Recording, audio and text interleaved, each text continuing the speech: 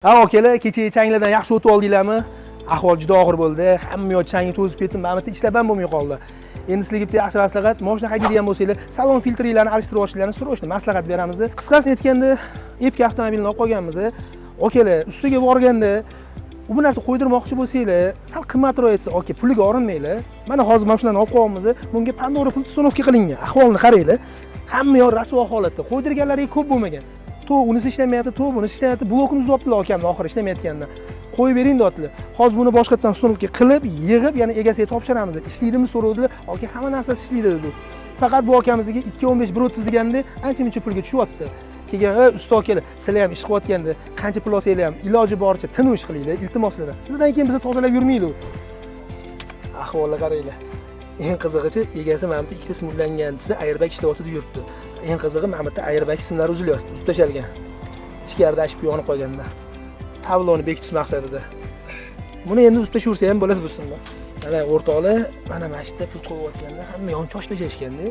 Eng qizig'i shu 10 so'm ekonom qilaman deb, mana bu 50 so'mga tushyapsizlar. Endi sizlarga bu majoziy ma'noda aytdim. O'shaning uchun hali pulidan qochib, anti 5 so'm qo'yatsa, mana 1 so'm qo'yadiganligiga olib borib qo'ydirib, keyin ketidan ham quvlat yurmaydi. Iloji boricha qilyaptimi? Garantiyasini, sifatini so'rab olinglar, ishinglarni qildiringlar. Pandora qo'yadigan ustalar uchun yana bitta zo'r maslahat. Yangi usta bo'lsanglar, mana RMD blok deyiladi. Buni ko'pchilik mana ortiq qo'yotgan simlar nimanikiligini bilmaydi. Mana bitta через zamon, aksuar, starter biladi, qolganini bilmaydi.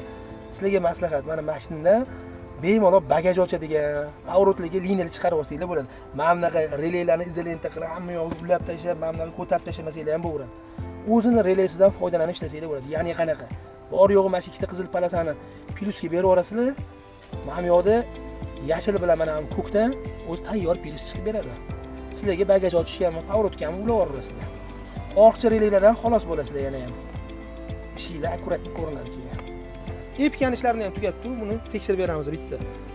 Ikkini bosasizlar, mashinani ochadi, birni bosasizlar, yopadi. Birni 3 ta zuvgacha bosib ushlab tursanglar, mashina zavat qiladi.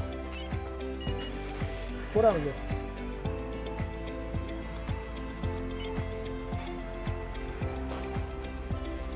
Zavat bo'lishga buyruq berdi o'sha, zavat qildi.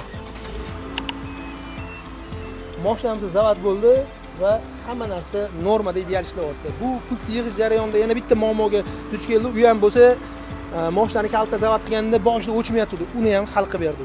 Sizlarga ham shunaqa xizmatlarimiz qiziq bo'lsa, bemalol ustunlik programma murojaat qilasizlar, sifatli qilib yig'ib beramiz.